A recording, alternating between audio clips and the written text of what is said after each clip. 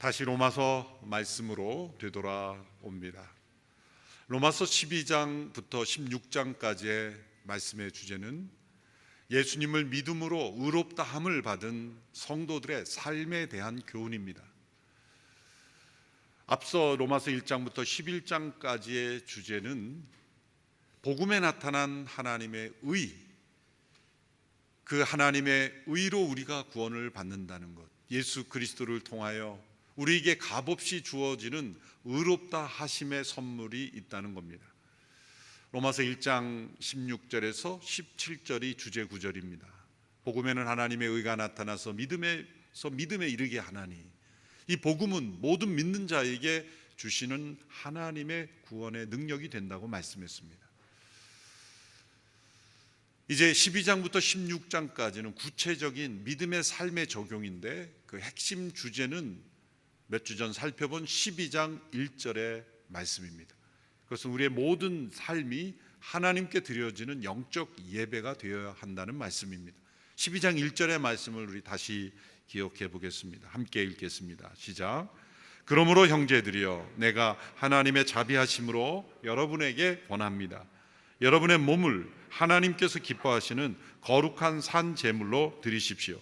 이것이 여러분이 드릴 영적 예배입니다. 우리의 몸으로 행하는 모든 삶이 영적인 예배로 드려져야 한다. 거룩한 산 제물로 드려져야 한다는 말씀입니다. 이러한 주제 아래서 몇 주 동안 우리가 12장부터 13장 전반부까지 살펴본 영적 예배자의 삶을 나열하고 있습니다. 그것은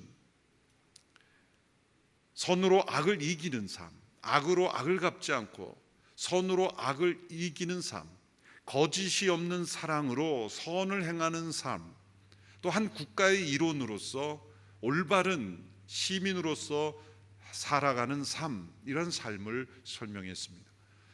오늘 본문 8절에서 14절까지의 내용은 예수 그리스도로 옷 입고 육신의 일을 도모하지 않는 거룩한 삶에 대하여 설명하고 있습니다. 14절의 말씀을 우리 함께 읽어보겠습니다. 시작. 오직 주 예수 그리스도로 옷 입고 정욕을 채우려고 육신의 일을 애쓰지 마십시오. 예수 그리스도로 옷 입는다라는 이 표현의 의미를 깨닫는 것이 복음의 본질, 복음적 신앙의 본질을 깨닫는 매우 중요한 표현입니다. 우리가 예수님을 믿는다고 할 때 그 믿음은 예수님의 몸에 일어난 모든 사건이 우리에게도 동일하게 일어나는 것을 의미하는 겁니다. 예수님의 죽음과 함께 우리의 옛사람이 죽음을 경험하고, 예수님의 부활과 함께 우리가 부활하여 우리 안에 부활 생명이 존재하고, 그러므로 예수님의 의로움이 나의 의로움이 되고, 그리고 나의 모든 불의함은 예수님의 십자가에서 처리되었다는 것을 의미합니다. 종교개혁자 마틴 루터는 이것을 가리켜 The Great Exchange다, 위대한 교환이다 표현했습니다. 나의 모든 불의함이 그리스도의 십자가에 가져가게 되고, 그리스도의 의로움이 우리의 의로움이 되는 이 위대한 교환의 역사, 그로 말미암아 예수 그리스도 그분이 우리의 옷이 되어 우리에게 덧입혀진다는 겁니다. 그러므로 예수님을 믿는다는 것은 예수님으로 옷 입는다는 것이다, 이렇게 표현이 되는 것입니다. 오직 인간만이 옷을 입습니다. 옷을 만들어 입습니다. 타락한 인간들이 만든 최초의 문화가 옷입니다. 옷의 기원은 타락한 인간들이 그 죄로 말미암아 만들어진 수치심, 두려움, 부끄러움을 가리기 위해서 만들어 입은 것입니다. 최초의 인간들이 만든 것은 무화과 나무 잎으로 옷을 만들어 입었습니다. 그런데 하나님께서는 그 옷을 벗기시고 가죽 옷으로 입혀 주셨습니다. 하나님께서 나무 잎으로 만든 옷을 벗기시고 가죽 옷을 입혀 주신 것은 나무 잎은 금방 헤어지니 질기고 튼튼한 옷을 주시겠다, 그런 의미가 아닙니다. 가죽 옷이라는 의미에 담겨 있는 것은 한 생명이 죽어지는 희생에 근거하여 너희들의 죄가 덮어지고 해결될 수 있다라는 의미입니다. 가죽옷이 생겨나려면 한 생명이 죽어져야 하고 피가 흘려져야 하는 겁니다. 스스로 자신의 죄로 인한 모든 두려움과 부끄러움, 그리고 그 모든 것을 덮으려고 했던 인간들의 시도를 제거하시고 그것으로는 해결이 안 된다라는 걸 말씀하시고, 한 생명이 죽어짐으로 인하여 덮어질 수 있는 새로운 옷을 입혀주신 겁니다. 그것이 가죽 옷의 의미입니다. 이 가죽 옷은 장차 오실 예수님의 십자가의 죽음을 통해, 그분의 십자가에서 흘리신 피 흘리심을 통해 그분으로 옷 입게 되는 구원의 역사를 미리 보여주신 겁니다. 지상에 어떤 생물들이 이렇게 옷을 만들어 맞춤복으로 입습니까? 오직 인간만이 있는 문화죠. 하나님은 이 모티브를 이용하신 것입니다. 너희들이 스스로 옷을 만들어 입느냐? 너희들의 스스로의 부끄러움, 두려움, 수치스러움을 가리려고 하느냐? 해결되지 않는다. 오직 내가 너희들에게 주는 이 의의 옷만이, 이 가죽 옷만이 너희들의 죄로 인한 수치와 두려움, 그 죄의 상처를 해결해 줄 수 있다고 말씀하신 겁니다. 예수님은 바로 하나님께서 우리에게 선물로 주신 의의 옷입니다. 그분 자신이 바로 옷으로 우리에게 주어졌습니다. 우리는 그분으로 옷 입어야 합니다.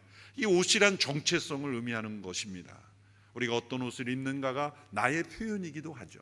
그래서 사람들이 얼굴 표정 다음으로 자신을 표현하는 방식으로 옷을 선택하지 않습니까? 우리가 어떤 중요한 모임에 가면 드레스 코드라는 게 있습니다. 그런데 요구되는 드레스 코드를 무시하고 내가 왜 이 드레스 코드에 따라 합니까? 나는 내가 입고 싶은 대로 입겠습니다라고 하면 상당히 무례한 것이죠. 하나님이 우리에게 요구하시는 단 한 가지, 천국에 합당한 드레스 코드가 있습니다. 예수 그리스도로 옷 입는 겁니다. 요한계시록에 보면 새하늘과 새 땅이 임할 때, 그 새하늘과 새 땅에 들어가는 백성들을 표현할 때 흰 옷을 입은 무리들이라고 했습니다. 더 구체적으로 설명하면 어린 양의 피로 그 옷이 씻겨져 희게 된 옷을 입게 된 사람들, 이렇게 표현됐습니다. 문자적으로는 틀린 표현입니다. 어린 양의 피로 씻으면 빨갛게 되지 왜 희게 됩니까? 문자적인 의미가 아니죠. 어린 양의 보혈로 죄 사함을 받은 자들에게 예수 그리스도 그분이 우리의 옷이 되므로 흰옷 입은 무리들이라고 하는 것입니다.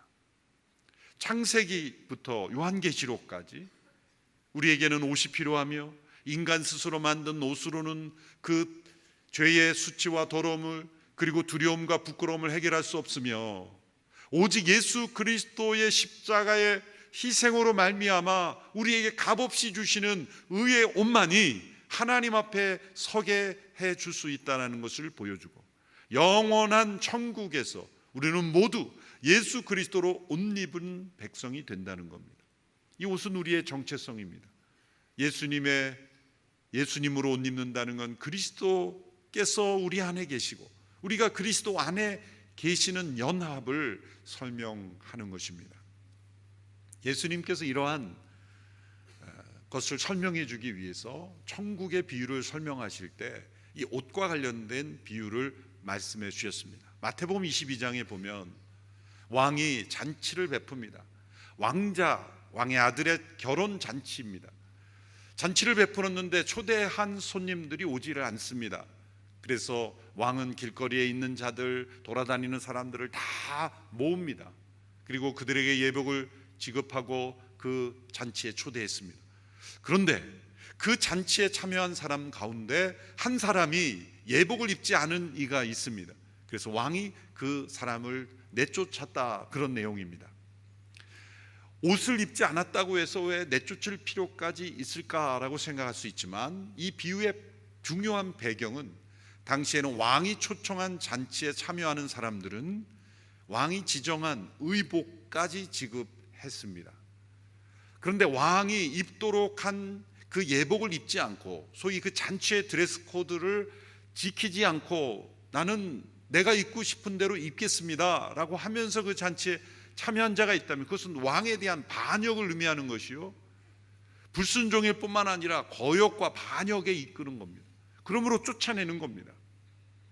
여러분, 왕이 초대한 잔치에서 자기가 입던 옷을 벗고 왕이 제공하는 예복을 입는 것이 그렇게 어려운 일입니까? 그렇게 고통스러운 일입니까? 그것은 오히려 기쁨의 일이죠. 즐거운 일입니다. 그런데 그것을 굳이 고집하는 것은 왕에 대한 반역자일 뿐이라는 겁니다. 하나님께서 우리에게 영원한 천국의 잔치에서 우리가 마땅히 입어야 할 옷으로 예수 그리스도 가죽옷 대신 그분을 지정하셨고 우리에게 그 옷을 제공해 주셨습니다. 그것을 입는 것은 고통이 아닙니다. 그것은 선물입니다. 그것을 받아들이는 것이 믿음이요, 우리가 입고 있던 옛 옷을 벗는 것이 회개라고 하는 것입니다. 이런 회개와 믿음을 통해 나의 옛 옷을 벗고 새 옷인 예수 그리스도로 옷 입는 것, 그것은 고통스러운 일이 아닙니다. 그것은 기쁨의 일이요, 잔치에 참여하는 것 같은 큰 기쁨의 일인 것입니다. 사람들이 왜 정욕을 채우려고 육신의 일을 도모합니까? 기쁨과 즐거움을 얻고자 하는 것이 아닙니까? 세상의 잔치와 같은 기분을 느끼려고 하는 것이 아닙니까? 그러나 하나님께서 우리에게 예비하신 영원한 나라의 이 잔치의 기쁨을 이 땅에서 맛본다면 우리는 이 세상의 잔치의 즐거움에 취하지 않을 수 있습니다. 전도서 7장의 말씀에 우리가 이 땅을 살면서 너희는 잔치집에 가는 것보다 초상집에 가는 것을 더 지혜롭게 여기라고 말씀했습니다. 왜일까요? 이 세상의 잔치는 우리가 하나님 앞에서 마땅히 입어야 할 옷을 잊어버리게 하기 때문입니다. 그러나 초상집에 가면, 장례식에 가면 우리는 죽음을 직면하게 되고 이 죽음이 무엇인지 생각하게 되고 죽음 너머를 생각하게 되고 죽음을 준비하게 되고 죽음 앞에서 우리가 어떠한 믿음의 삶을 살아야 될지를 생각하게 합니다. 그러므로 잔치집에 가는 것보다 초상집에 가는 것이 더 낫다라고 말씀하신 겁니다. 그러나 이제 우리가 죽음을 통과해 우리에게 예비된 영원한 새하늘과 새 땅에는 영원한 천국의 잔치가 있을 것이며 어린 양의 혼인 잔치가 있을 것이며 그리고 흰옷 입은 백성들이 영원한 나라의 즐거움과 기쁨을 누리는 천국의 백성이 된다는 겁니다. 우리에게 요구되는 것 단 한 가지입니다. 예수 그리스도로 옷 입는 것입니다. 그것은 믿음으로 얻는 것이요, 회개를 통해 옛 옷을 벗어야만 새 옷을 입을 수가 있는 것입니다. 이렇게 그리스도의 옷을 입는 사람들에게 일어나는 두 가지 변화, 성품의 변화를 오늘 본문에서 말씀하고 있습니다. 앞부분에서는 사랑에 빚진 자로 살아가게 된다라고 말하고 있습니다. 사랑에 빚진 자. 오늘 본문 13장 8절의 말씀을 우리 함께 읽어보겠습니다. 시작. 서로 사랑하는 것 외에는 누구에게든지 아무 빚도 지지 마십시오. 남을 사랑하는 사람은 율법을 다 이루었습니다. 사랑의 빚 외에는 아무 빚도 지지 말라. 그것은 은행 대출 전혀 받지 말라는 뜻이 아닙니다. 이것은 사랑은 갚아야 할 빚과 같은 것이며 갚아도 결코 갚을 수 없는 빚과 같다는 것을 의미합니다. 진정한 사랑은 마치 빚진 자의 마음을 가지게 한다는 거예요. 대표적인 마음이 어떤 마음입니까? 부모의 사랑입니다. 자녀를 향한 부모의 사랑은 의무가 아닙니다. 진정한 사랑을 가진 부모는 마지막 날 죽기 직전에 자녀들을 향해서 나는 너희들 사랑한 만큼 다 했다. 나는 너희들에게 조금도 남김없이 다 사랑했다 라고 말할 거 아니면 더 많이 사랑해 주지 못한 것을 아쉬워할까요? 그래서 마지막에도 사랑한다는 말을 하지 않습니까? 한마디라도 더 사랑하려고 나는 너를 사랑한다. 그것은 사랑에 대한 더 아쉬움이 있는 것 아니겠습니까? 그처럼 평생을 자녀를 사랑했어도 사랑은 다함이 없는 것입니다. 여전히 빚진 마음이 있는 겁니다. 자녀들에게 무슨 그렇게 큰 빚을 졌다고? 채무자가 채권자에게 꼼짝 못하듯 자녀에게 꼼짝 못하고 자녀를 사랑하지 않습니까? 빚진 자의 마음인 것입니다. 자녀들은 부모에게 사랑을 마땅히 받아야 될 것처럼 채권자가 채무자에게 요구하듯 당당하게 부모에게 요구하지 않습니까? 그 사랑의 본질이 빚진 마음이기 때문입니다. 하나님께서 타락한 인간들을 심판으로 끝내셔도 하나님은 의로우신 분일 텐데, 하나님이 왜 인간을 구원하시려고 독생자를 세상에 보내시고 십자가에 못 박게 하시고 우리에게 오래 참으시며 이렇게 복음을 전하도록 역사하십니까? 하나님은 그럴 의무가 없으십니다. 예수님은 마땅히 십자가에 못 박혀 죽으셔야만 하는 분이 아닙니다. 마땅히 죽어야 하는 것은 우리들입니다. 그런데 왜 하나님은 그 아들을 세상에 보내시며 십자가에 못 박으는 우리를 용서하시며 구원하시기를 원하십니까? 사랑이시기 때문입니다. 사랑은 빚진 자이기 때문입니다. 빚진 마음이 있는 것처럼 하나님은 우리를 구원하시기를 원하시는 것입니다. 우리가 예수님을 믿고 그분으로 옷 입을 때 우리는 하나님의 사랑으로 옷 입는 겁니다. 우리의 마음속에 하나님의 사랑이 부어지는 겁니다. 로마서 5장 8절에 우리가 아직 죄인 됐을 때 그리스도께서 우리를 위해 죽으심으로 하나님께서는 우리에 대한 그분의 사랑을 나타내셨다라고 말씀하셨습니다.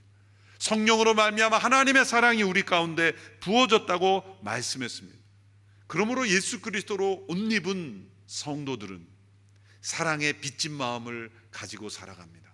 원수 같은 사람일지라도 예수님을 모르는 사람이라면 저주를 퍼붓고 복수심으로 불타오며 안 보고 살면 그만이지만, 예수님을 믿는 사람들은, 하나님의 사랑이 임한 사람들은 원수 같은 존재일지라도 안 볼지라도 마음으로 용서하지 않으면 안 되는, 끊임없이 성령님께서는 너 그 원수 용서해야지 말씀하시는 거예요. 그 원수에게 내가 무슨 빚을 졌다고 그렇게 자꾸 내가 사랑을 해야 합니까? 하나님의 사랑이 빚진 자의 마음이요, 예수 그리스도로 옷 입은 사람은 사랑의 빚진 자로 살아가게 되기 때문입니다.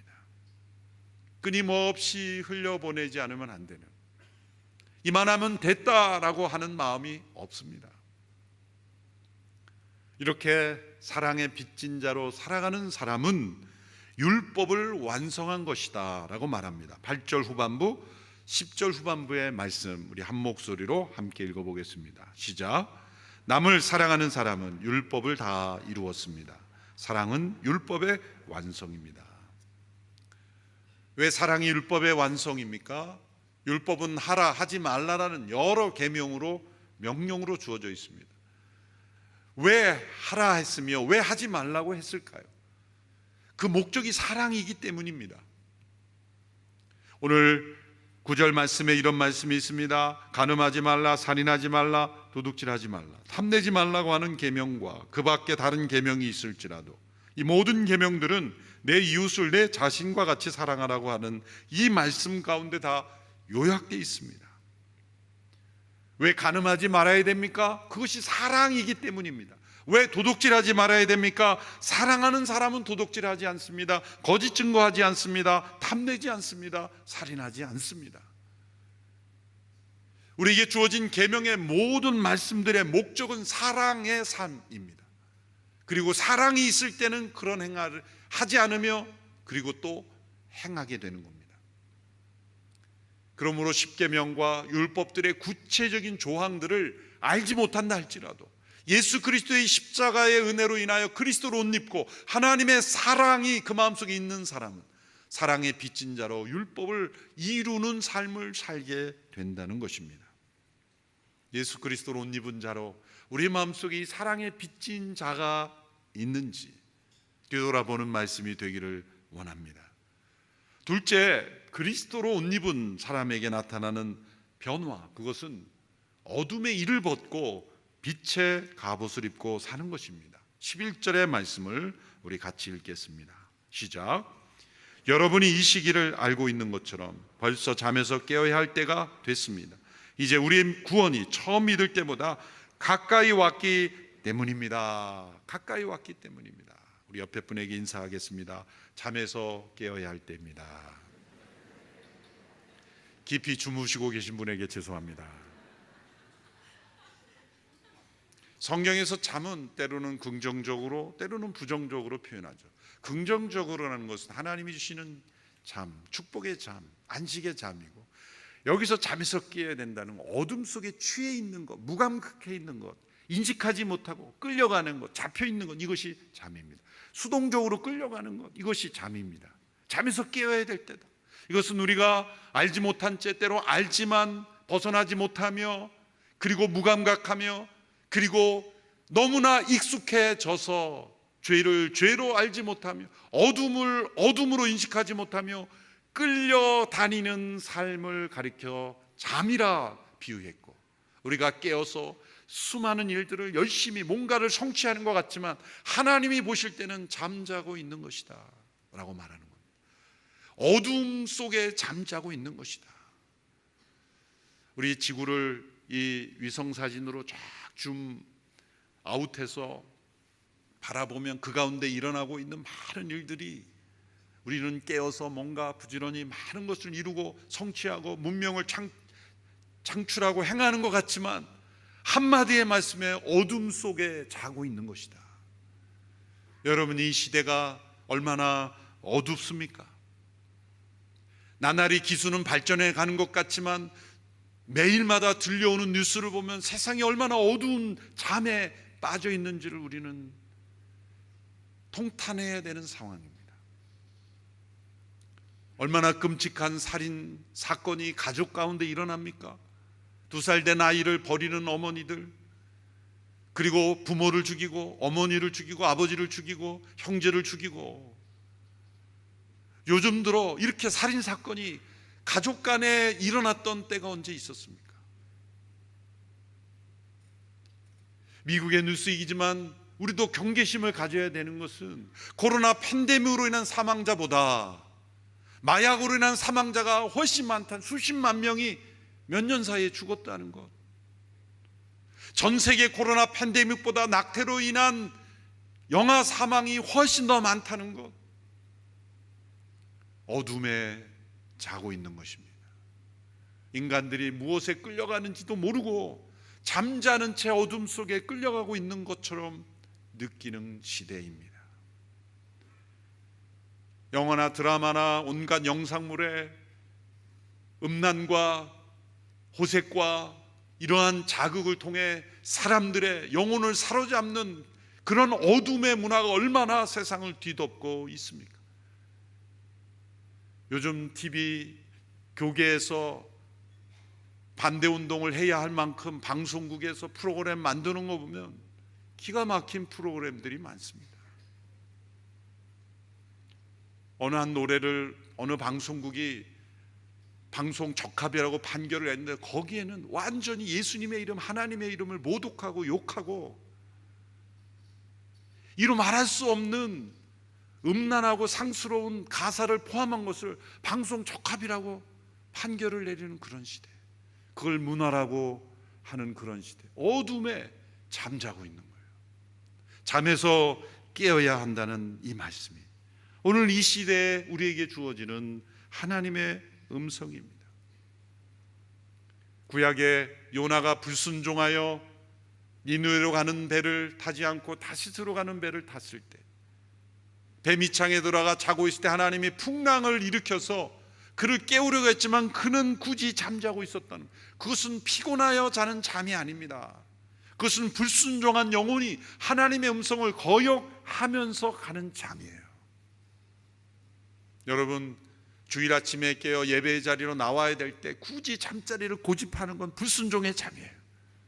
거역의 잠이에요. 죄송하지만 지금 이 시간 누워서 침대에서 말씀만으로 들으려고 하는데 죄송합니다만 안 오는 잠을 굳이 자려고 하는 것, 불순종의 잠이에요. 요나와 같이. 그런데 그건 영적으로 확대하면 이렇게 코로나 팬데믹이 오고 전쟁의 위협이 오고 전염병의 위기, 이런 지진이 도처에 일어나고 예수님 말씀하신 마태복음 23장의 모든 종말이 그대로 나타나고 있는데, 풍랑이 있는 바다에서도 잠자고 있는 요나처럼 우리는 이 팬데믹이 와도, 또 전쟁의 핵이 어디서 터질지도 모르고 지진이 도처에서 일어나는 종말 중에 종말, 말세지말이라고 하는 이때가 왔어도 우리는 잠자고 있는 거예요. 잠에서 깨어야 할 때라는 겁니다. 이때 우리는 어둠의 일을 벗고 빛의 갑옷을 입어야 된다. 이 빛의 갑옷을 입어야 된다는 것은 마치 군사가 전쟁터에 나갈 때 전투복을 챙겨 입는 것과 같은 그러한 모습을 연상합니다. 전쟁에 나가는 군사가 이 전투화가 왜 이렇게 무겁습니까? 전투복이 왜 이렇게 무겁습니까? 이 무기 꼭 들고 나가야 됩니까? 불평하지 않습니다. 자기를 지키는 것이고 누군가의 생명을 지키는 갑옷이기 때문입니다. 빛의 갑옷을 입어야 자신도 지키고 또 다른 영혼도 지키지 않습니까? 우리는 빛의 갑옷을 입은 빛의 사자가 되어서 이 세상 속에, 어둠 속에 잠자고 있는 이들을 깨우는 역할을 해야 할 줄로 믿습니다. 저희 가정의 빛의 사자는 저희 딸인데, 오래전에 저와 제 아내가 저는 뉴스를 많이 보고 아내는 드라마를 많이 보고 그러니까 저희 딸이 어느 날 아침에 보니까 TV에 A4지로 TV 화면에 딱 붙어 있어요. 오직 예수 딱 붙여서. 저거를 띄워야 되나 말아야 되나. 결국 못 띄웠죠. 당분간 TV 금지령이 내려질 때가 있어요. 정신이 바짝 나는 거죠. TV만 보면 오직 예수. 딸이 빛의 갑옷을 입고 빛의 사자의 역할을 했던 기억이 납니다. 서로가 서로를 그렇게 빛의 갑옷을 입고 비추어 줘야 우리는 어둠 속에 잠자는 자가 되지 않을 수 있어요. 낮이 가까우고 있다. 예수님이 다시 오실 그때가 있다. 그때 우리는 온전한 구원을 경험할 때까지 깨어 빛의 옷을 입어야 한다. 이 말씀을 통해 변화된 이가 초대교회 신학자였던 성 아우구스티누스입니다. 그는 방탕한 삶을 살았지만 어머니 모니카가 끊임없이 그를 위해 기도했고, 그의 어머니가 돌아가시기 거의 직전 그는 이 회심의 경험을 했습니다. 성령님께서 그의 죄를 보게 하시고 고민하고 있던 때, 친구의 집 밀라노의 친구 집에 있을 때 참회록에 보면 그의 옆집에서 아이들이 뛰노면서 톨레레게 그게 들고 읽어라는 말이에요. 저런 노래가 어디 있었는가? 아무리 생각해도 저런 노래가 없어요. 그때 성령님께서 그 음성을, 성경책을 집어들고 읽어라, 그런 음성으로 들려요. 서재로 뛰어 들어가서 성경책을 펴서 읽은 말씀이 바로 이 말씀이에요.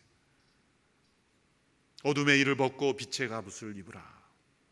이 말씀으로 그는 온전히 회개했고 온전히 믿음으로 예수 그리스도로 옷 입고 빛의 갑옷을 입고 초대교회의 중요한 신학적인 기둥이 되었고 지도자가 되었습니다. 그의 작품들이, 그의 저술들이 종교개혁자에 의해서 다시 이어진 거예요. 매우 중요한 쓰임을 받았던 인생이 되었습니다. 예수 그리스도로 옷 입은 빛의 갑옷은 무엇입니까? 예수님께서 보기 원하시는 것만 보는 것이요, 듣기 원하는 것만 듣는 것이요, 또한 행하기 원하시는 것만 행하는 것, 예수 그리스도로 옷 입는 것입니다. 그리스도께서 내 안에, 내가 그리스도 안에 온전히 거하는 삶입니다. 예수 그리스도로 옷 입는 것을 미루어서는 안 됩니다. 바로 지금 우리는 입어야 합니다.